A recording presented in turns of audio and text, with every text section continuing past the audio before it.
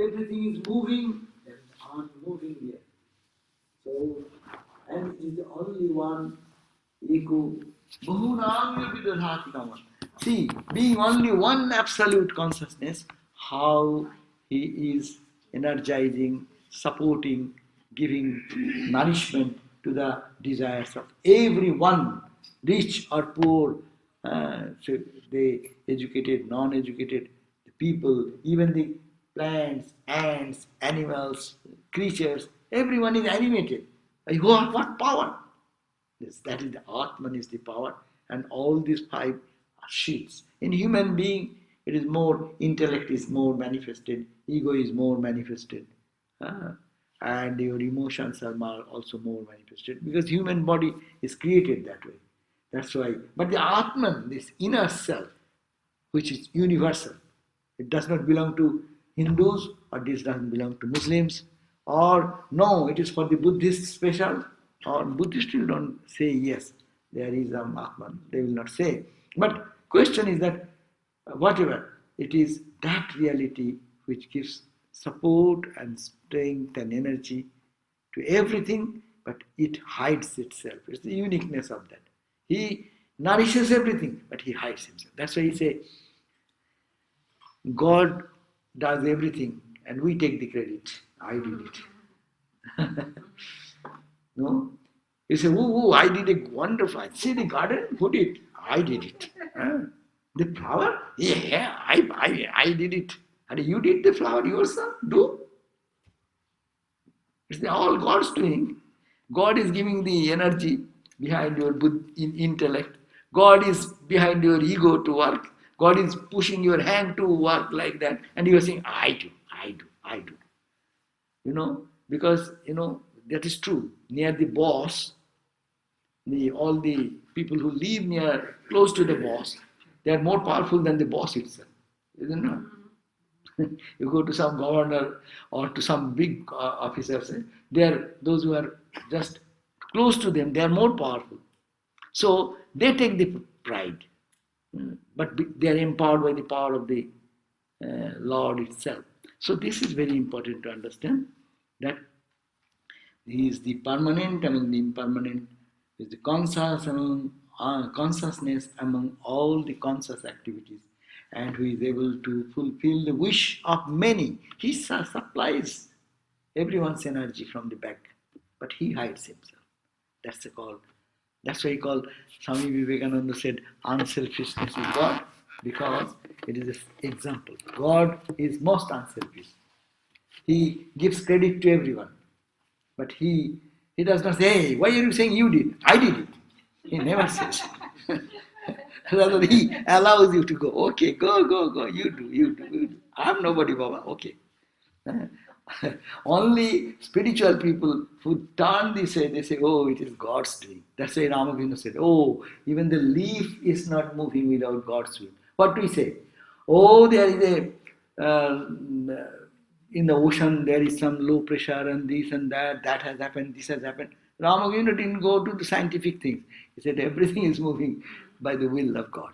Anything happening in the world, it is behind that the same power. He is not saying you do bad. God is not saying do bad, do good. Who is doing? Ego is coming. I will do this. Your intellect is guiding you. This is better for me. Your mind and emotions are working. Your hand is working in that direction. He is only supplying the energy. As I give the example, you drive your car in the front gear or in your back gear. Don't blame the car because you are putting the gear which direction. If your car goes forward, it is not the fault of the driver, I mean the car, but the driver. Driver is our buddhi. Intellect is our driver. Ego is our driver. These are drivers. And the ego take the responsibility. That's why we say, as a student of Vedanta, I will have to take the responsibility. I decided this way. That's why I did. I want not to do this way. I will be doing this way. Back gear or front gear? Our life most of the time goes on back gear. and it hits this wall, that wall. Sometimes we blame, hey, what is happening? It is your fault, it is your fault. But it is no, my fault. to adjust the gear and to give a right direction. So that is the direction towards consciousness, direction towards what we call lovingly call God, so that we understand that it is going in, it is bringing peace to me, it is bringing joy to me, and it is really helpful in our spiritual life. And unfold and unfold and unfold to see that oneness functioning behind all. That's why for the holy people there is no good, no bad. Holy Mother didn't see anything bad or good, anything. It's all my children. Simple one. They're all my children. Whether you are a dacoit, you go for burglary, or whether you are a Brahmagyani, Swami Sarvadevananda, or Swami Vivekananda. To the Mother, they're my children. That's all. There is no other consideration. Yes? The other day, I believe you said that we think we're the river, but the river flows in a bed, and the reality is more in the bed. Today I was reading something that said, you're not the car, you're the roadway. Somehow that fits into what you're saying. Maybe. Maybe not. That's another example. That's another way of looking at the truth. Now, this Atman, this consciousness is to be seen as Atmastam. It's me, in me. I am that consciousness. I am not this body. I am not this emotions. I am not this understanding. And I am not this ego, which makes me separate from the whole universe and myself. I am that. So, tam Atmastam, Unupashyanti, he who sees this in my own self, Dhiraha, they are the wise people. And Tesham Shanti, peace abides in them. And that peace is eternal peace, Shashwati. We know what is called peace. Well, little, for few minutes it can entertain us, and then we can get out of peace. And I don't find peace in my life. Many people, or many of us, always complain that I don't get peace in my life. I do so much. But eternal peace will abide. Only one can go. That unchanging among the changes, that unmoving among the moving objects, and who sees the inmost core of my reality. I am that. I am not in the 5 levels of concentric cycles as I am now. This big mass of flesh and bone is me. It starts from there and go on. No, it is not. It is changing. I am that unchanging. Go behind.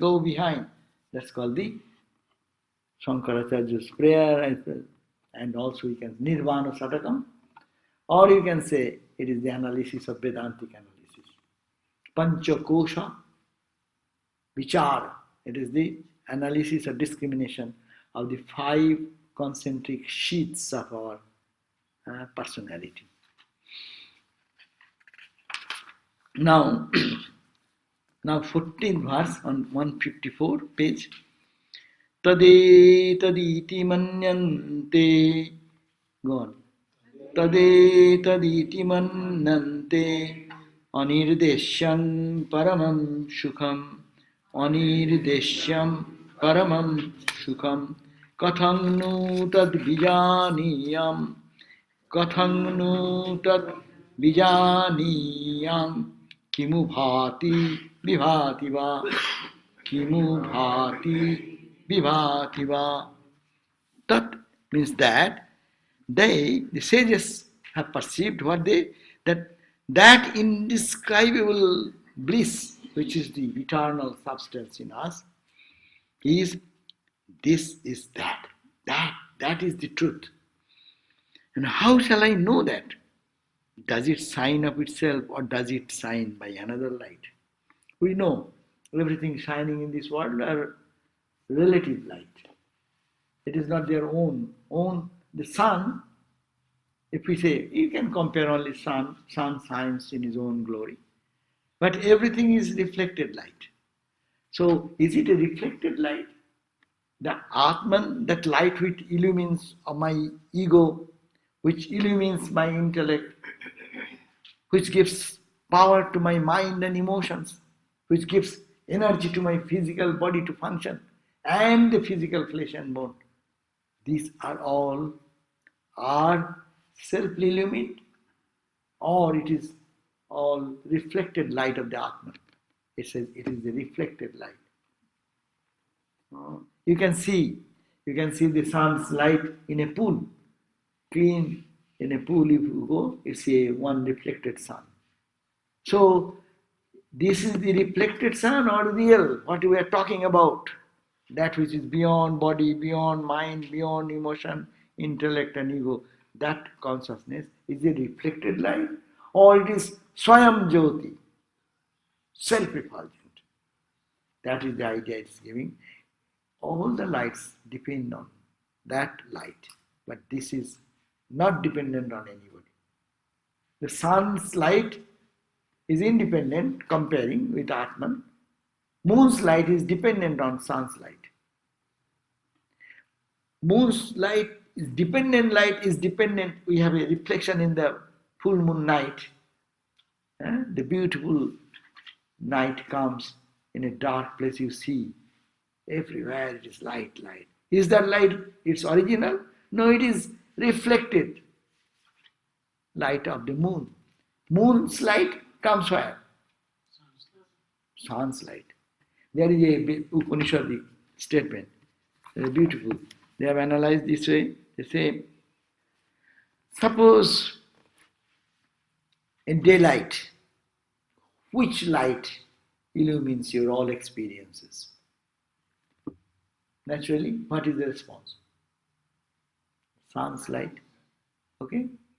Now, when sun's light is gone, nowadays electricity, forget, Upanishads are not when electricity was there. So they say, what is the light? Which illumines your night? Moon's light. Now, moon's light is gone.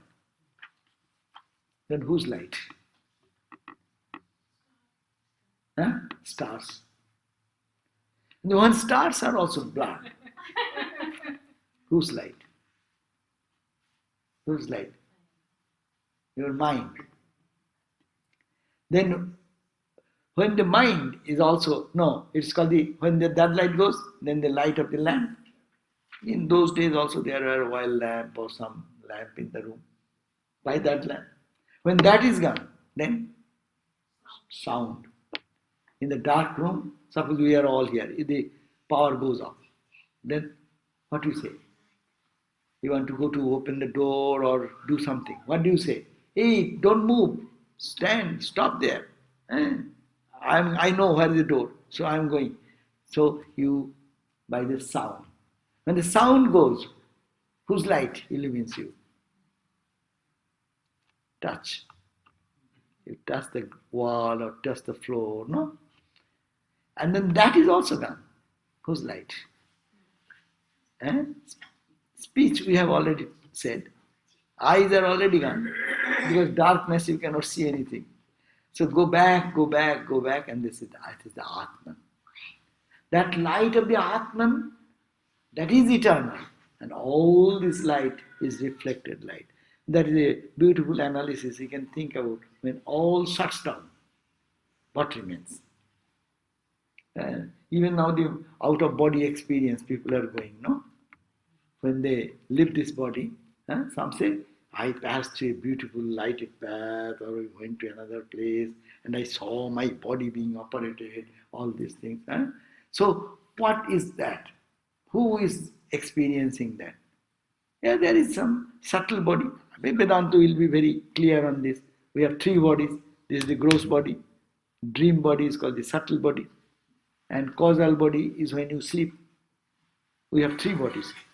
Every day we move from one body to other body to the other body. Again come back to this body and that body and that body. We are all rotating 365 days of our life, and whole life is rotating, either taking shelter in this body, waking body, and then you go to the dream body and then go to the sleep body.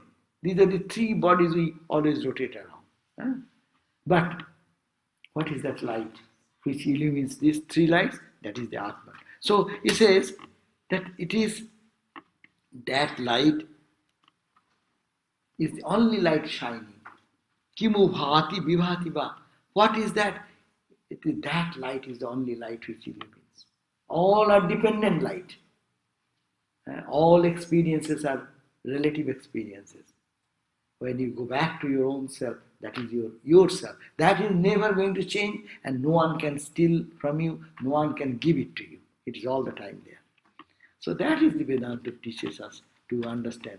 So it is that page 155, it is that indefinable great bliss which the sages are referring to when they say it is this, that is Brahman is the bliss. Tadetat iti, this is this. That you are asking, that eternal undying truth, this is that, or that is this. This means this Atman. And Mannante Nirdesham Paramam Sukha, and they are pointing out, that is the Nirdesham. Nirdesham means they are pointing out as Paramam Sukham. And that Atman is of the supreme bliss. Everything is relative. Your sensory experiences are all relative. Now it is joy, now it is sorrow. It is all relative, dependent on the condition of time, space, position, your mood, your mind, your body condition, your intellectual level, or your sleep mood, or waking mood, dependent on so many factors. But this Atman is independent. And everything is lighted by the light of the Atman. But Atman, who lights the Atman? That question we cannot come. That is the eternal subject of all objects. So it says that is the Paramam Sukham. That is the supreme happiness, supreme bliss, supreme joy. Katam nu tat bijanyam. How shall I know him? You cannot know. That's the point. Understand this point? You cannot know. Why? If you know, it is no more that eternal infinite. You can know only limited thing. Knower, known. If you know something, you are greater than the object. This is a point to discuss. When you say you know something, that means you know means you are the controller of that subject. You know car driving. What does it mean? Such a big engine, you cannot put it in your shoulder, but you can make it run 100 miles per hour. So, you are the controller. So, this way, you are the controller. The knowing means you know the science, you know. Someone sits in the airplane. The 500 people in the plane with so many things. He sits and she controls. Knowledge gives you the power. And that knowledge is such that you are controlling that entire thing by your own mental power, intellectual power, or whatever power. So you cannot say that you know God. That's why Vedanta says we never can know God. But, and don't use the term God. We are all born with their concept of God. God means what? Who is sitting in the heaven. Or monotheistic God. God is everywhere with some quality, kindness, compassion, power of creation. We are not talking of that God. Who created God? How the God came into existence. That absolute Satchidananda with Maya, it called the power which creates and sustains and maintains. So you go back to that.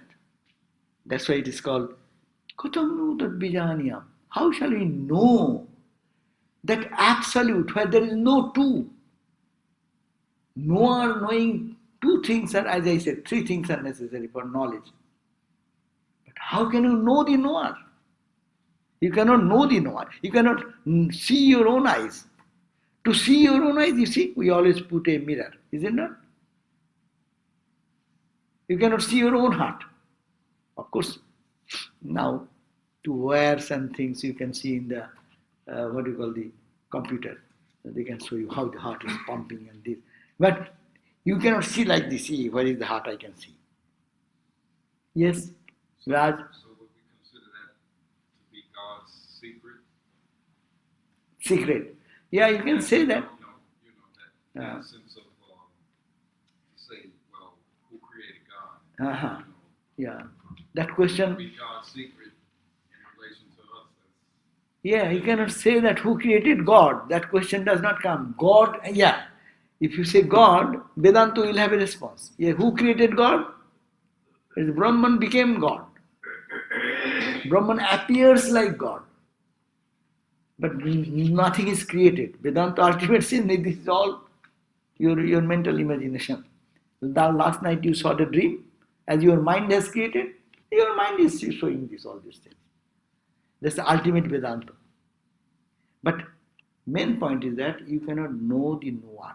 That's the point. Only one word. You cannot know the knower. If you know the knower, if you know, then you become the subject. But you as an individual with mind, intellect, ego, you cannot know that. That's why to know means you be. Our Vedanta example gives a stream, say a Mississippi is running, and so many rivers. When they meet into the ocean, before that his name was Mississippi or other rivers. When it merges into the ocean, ask, hey, who are you? What he says? There is no more Mississippi, it is ocean. He loses a smaller identity. A drop of rain coming from the shower, coming from the cloud. You ask this drop and ask, hey, what is your name? I am a drop. I am a drop. I will die. Yes, I am this. I am born. I am this. I am suffering. I am doing. I know. I will like to know. I will understand. Without understanding, when you touch the surface of the ocean, gone. What is then? What remains then? Who will say? Who is God? Who will say? I will know. Who will say that? You cannot. Ramakrishna said, the salt doll, his favorite example. The salt doll wanted to understand what is ocean like. And he moved closely to know the ocean and went to the beach. And by that time he started melting because the cool ocean air is melting his body. And then he goes closer, puts his leg. Hey, I will understand. And the leg is already leg gone. Because the ocean water consumes that, it becomes melted. And go up to this, think. You like that. We are like that. If you really merge into the consciousness of the divine, your total identity of body, mind, emotion, ego, all will dissolve. And Swami Vivekananda said, beautiful. As you move on, then will remain I on the last trace. And that will also stop. There is a beautiful samadhi, song of samadhi. You can match all this. This is the beautiful things that is Ramakrishna, Vivekananda, they have lived this life. And they have given a concrete example of these things. Ramakrishna talked about the salt doll and merging into that. Now this salt doll will say, hey, how big is this ocean? Who will say that? The salt doll who was thinking that he will understand and describe, where is that doll? He is beyond body mind. That's why he became the truth. He was separated, he became the truth. Mahimatra ami ei dhara anukara nahi surya nahi jyoti nahi shashanka sundaro. These are Swami Vivekananda's song. His mind is going soaring high into the absolute. He's describing. What happened? He says that nahi surya, I am seeing the sun, the moon, the relative existence of the world. And suddenly, what happens? There is no sun anymore. Nahi surya, nahi jyoti, no light, external light, nahi jyoti. That is not darkness. Another point. Nahi surjo, nahi jyoti, nahi shashanka sundara. Neither this beautiful earth with its flowers and gardens and this and that, whatever. Oh, everything is gone. Marching into the infinite. Then, Bahematra, all are gone, and then my only little ego. I was trying to see the universe. I was merging into the ocean.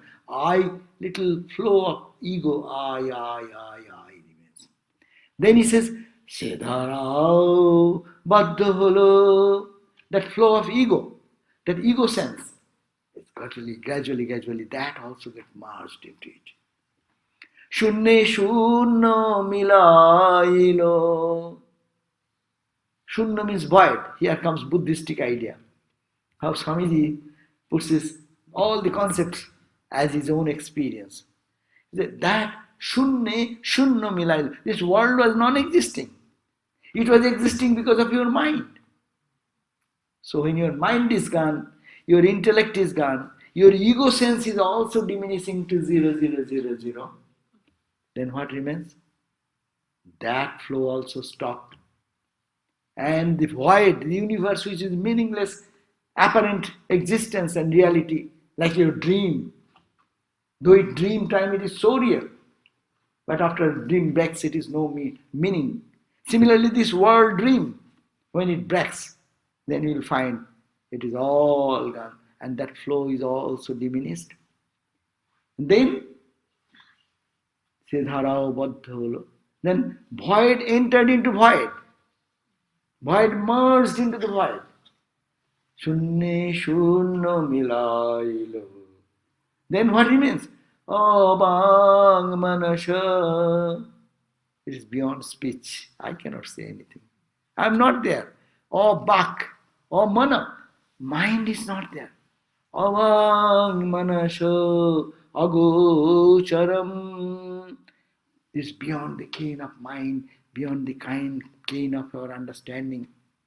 And Bhuje Pran, then it is void, it is zero, it is voidness, blankness. No. It is that which exists. Bahe matro ami she dharao baddha holo, shunne shunna milailo. And abang manashagocharam. That is, we cannot say what is there. There ends our spiritual life. Our journey starts in this world of duality. And the duality moves on and on and on, finds dissatisfaction everywhere, and then ultimately reaches a point when it tries to turn back behind this body-mind, finding that ego, and that ego last trace. When it dies, then what remains? Who will say? Even in the deep sleep, you do not know what happens. Deep sleep and samadhi are not too different. Deep sleep only we go on without our effort. When you will have a good sleep, we do not know. Whole night may go. You may get few seconds or not. But by samadhi means by spiritual practice, you keep your mind alert and move towards the consciousness. I am that, Satchidananda, pure, absolute, infinite ocean of bliss and light. Meditating on that, go. And when just by a blessed moment, the total absorption will be there. You dive into it, then you are gone. It is death. It is death of the apparent body. But it is the real life which we are seeking for. And Ramakrishna is to go switching every day so many times to show us, see what is the joy here. And you see the face beaming with joy.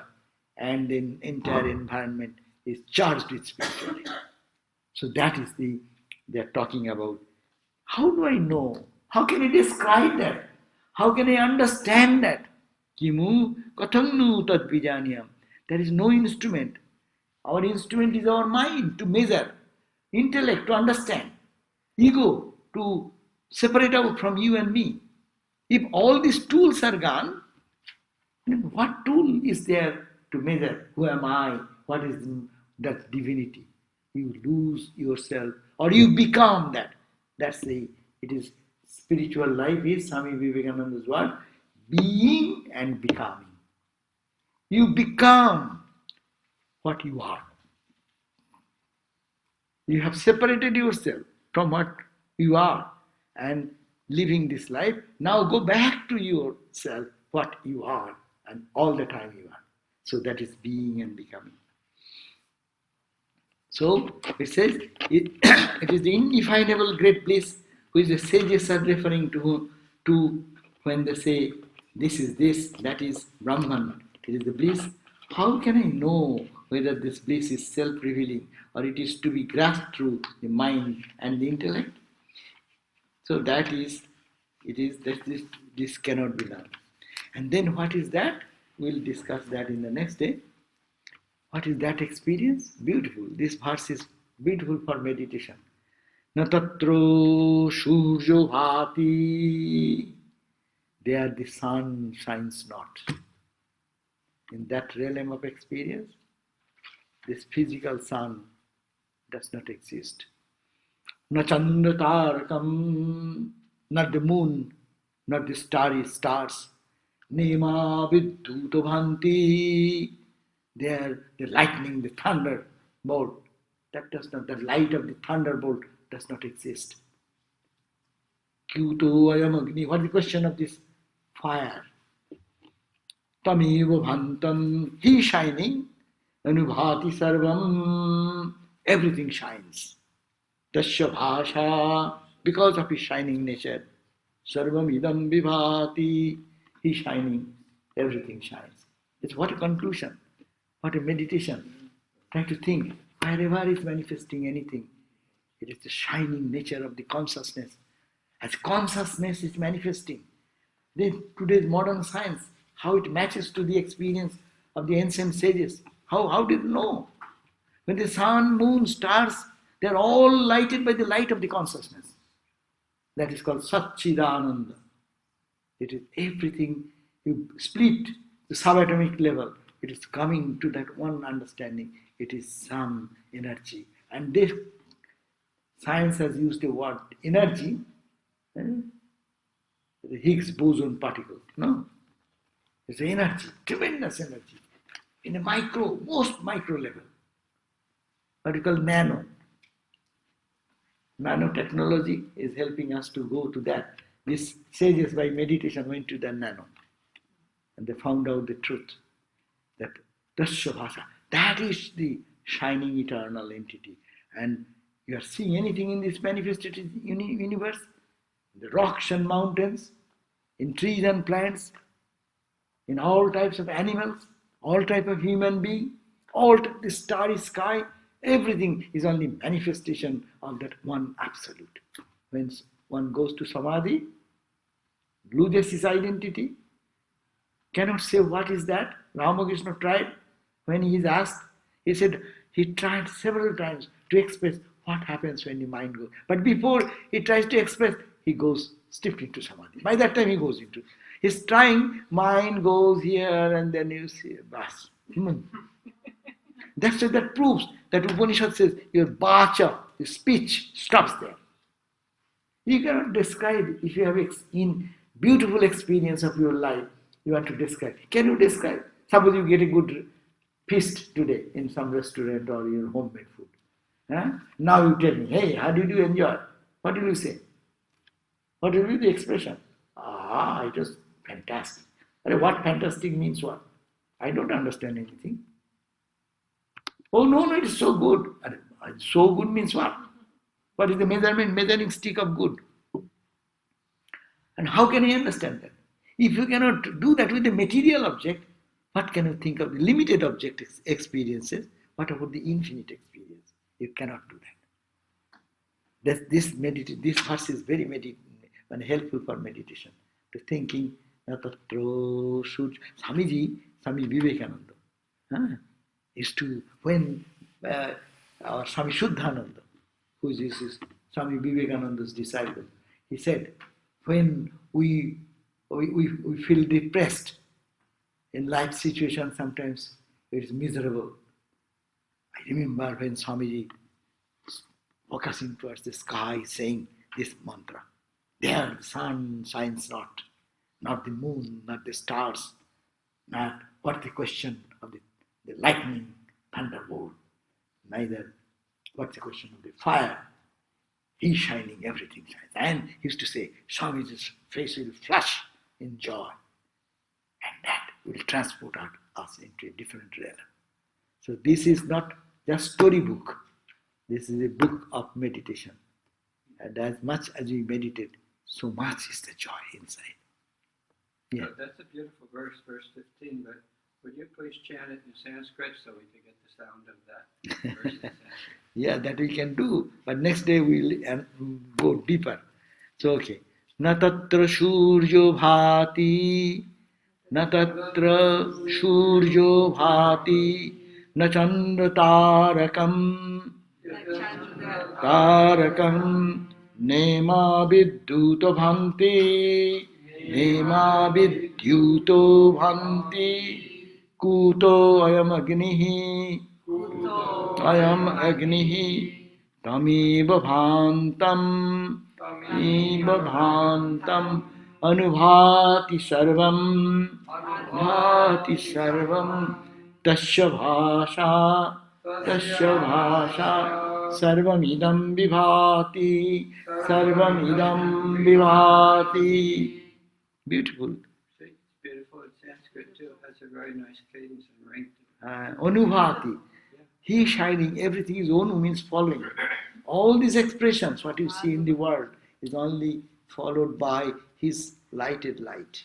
It is just how God is so secret. That's why he is unique. God's glory is unique because he has created everything. He is manifested through everything, but he is hiding himself. How can you do that?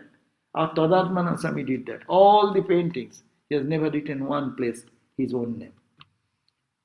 That is the egoless activity. That's why it has become so a great contribution in the spiritual world. It will be remembered afterwards. We may not understand now what he has done. I write 5 lines. I write my name below, and I try to make it my copyright. And if one quotes 3 lines from that, you have quoted my book. That's good. For world it is necessary. But point is that here the whole world is created. Whole world is getting the joy out of his own presence of the divine consciousness, which we call Brahman or Atman, this Satchidananda. No? And he is hiding at the back of everything and never asking for any favor. Hey, you don't remember me? Religion starts with fear. Religion starts with fear. When the beginning time, religion, all the religions of the world, what is Hindu religion or whatever religion, they all start with fear. God is sitting in a rod in hand and they'll hit you if you do wrong things, no? And then comes the God of love. He has created us. Why he will do that? We are his children. And intimacy comes. And no, he is me. He is here all the time, holding me in my all happiness and in misery, in my all suffering and in joy. He is standing behind me and supporting me. No? And then I am that. Read, you will very much enjoy if you read parallel with it Swami Vivekananda's poem, In Search of God. That will be very beautiful. Okay, so we end here today.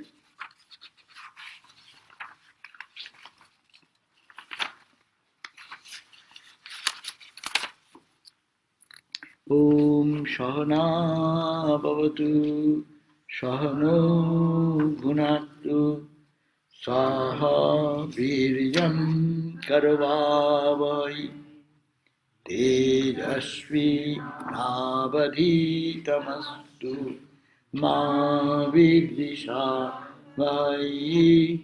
Om Shanti Shanti Shanti.